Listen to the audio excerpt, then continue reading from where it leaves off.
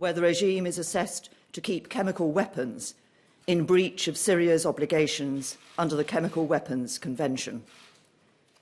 While the full assessment of the strike is ongoing, we are confident of its success. Let me set out why we have taken this action. Last Saturday, up to 75 people, including young children, were killed in a despicable and barbaric attack in Douma, with as many as 500 further casualties. We have worked with our allies to establish what happened, and all the indications are that this was a chemical weapons attack.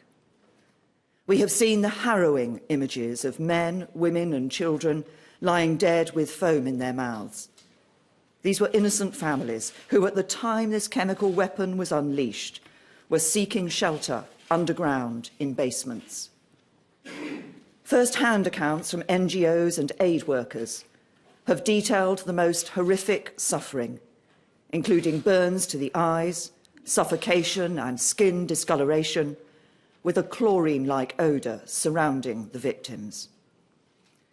And the World Health Organization has received reports that hundreds of patients arrived at Syrian health facilities on Saturday night with signs and symptoms consistent with exposure to toxic chemicals.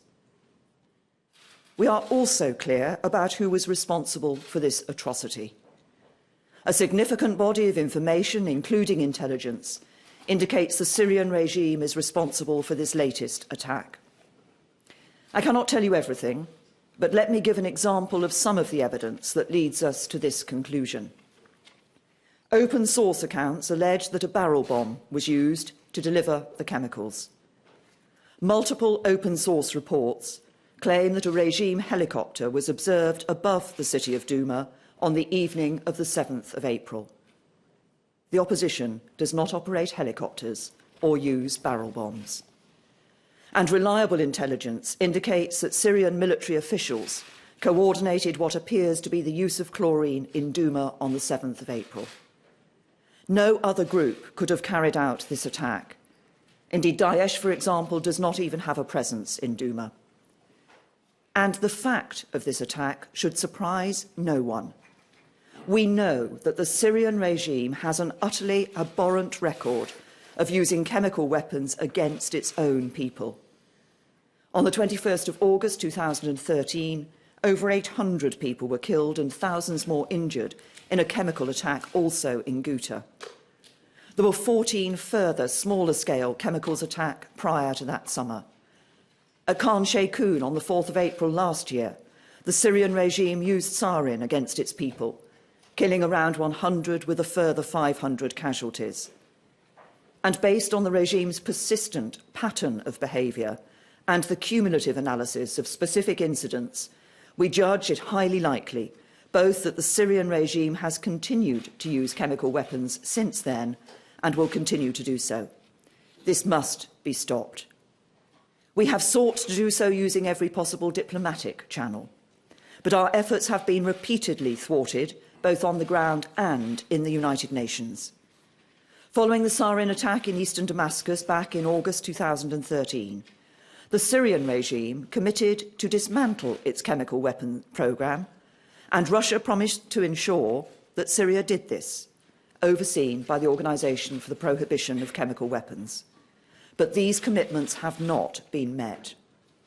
A recent report from the Organisation for the Prohibition of Chemical Weapons has said that Syria's declaration of its former chemical weapons programme is incomplete. This indicates that it continues to retain undeclared stocks of nerve agent or precursor chemicals and is likely to be continuing with some chemical weapons production. The OPCW inspectors have investigated previous attacks and on 4 occasions decided that the regime was indeed responsible. And on each occasion, when we have seen every sign of chemical weapons being used, any attempt to hold the perpetrators to account has been blocked by Russia at the UN Security Council, with 6 such vetoes since the start of 2017. Just this week, the Russians vetoed a draft resolution that would have established an independent investigation into this latest attack, even making the grotesque and absurd claim that it was staged by Britain. So we have no choice but to conclude that diplomatic action on its own will not be any more effective in the future than it has been in the past. Over the last week, the UK government has been working intensively with our international partners to build the evidence picture and to consider what action we need to take to prevent and deter future humanitarian catastrophes caused by chemical weapons attacks. When the Cabinet met on Thursday, we considered the advice of the Attorney General, the National Security Advisor and the Chief of the Defence Staff, and we were updated on the latest assessment and intelligence picture. And based on this advice, we agreed that it was both right and legal to take military action, together with our closest allies, to alleviate further humanitarian suffering by degrading the Syrian regime's chemical weapons capability and deterring their use. This was not about interfering in a civil war, and it was not about regime change.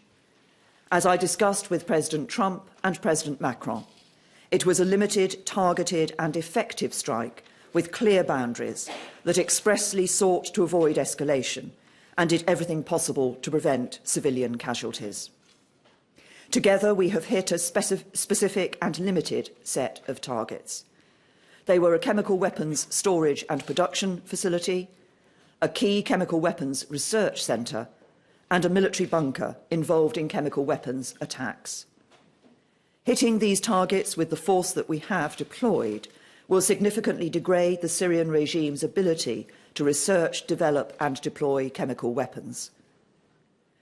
A year ago, after the atrocity at Khan Sheikhoun, the US conducted a strike on the airfield from which the attack took place. But Assad and his regime hasn't stopped their use of chemical weapons.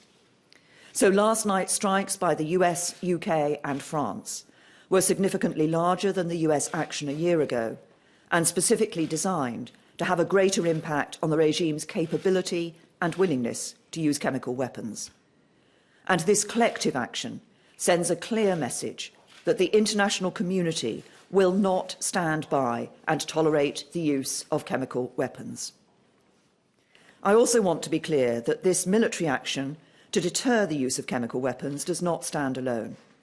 We must remain committed to resolving the conflict at large. The best hope for the Syrian people remains a political solution. We need all partners, especially the regime and its backers, to enable humanitarian access to those in desperate need, and the UK will continue to strive for both. But these strikes are about deterring the barbaric use of chemical weapons in Syria and beyond. And so to achieve this, there must also be a wider diplomatic effort, including the full range of political and economic levers, to strengthen the global norms prohibiting the use of chemical weapons, which have stood for nearly a century. Although of a much lower order of magnitude, the use of a nerve agent on the streets of the UK in recent weeks is part of a pattern of disregard for these norms. So while this action is specifically about deterring the Syrian regime, it will also send a clear signal to anyone else who believes they can use chemical weapons with impunity. There is no graver decision for a Prime Minister than to commit our forces to combat. And this is the first time that I have had to do so. As always, they have served our country with the greatest professionalism and bravery, and we owe them a huge debt of gratitude. We would have preferred an alternative path, but on this occasion there is none. We cannot allow the use of chemical weapons to become normalised, either within Syria, on the streets of the UK or elsewhere. We must reinstate the global consensus that chemical weapons cannot be used. This action is absolutely in Britain's national interest. The lesson of history is that when the global rules and standards that keep us safe come under threat, we must take a stand and defend them. That is what our country has always done, and that is what we will continue to do.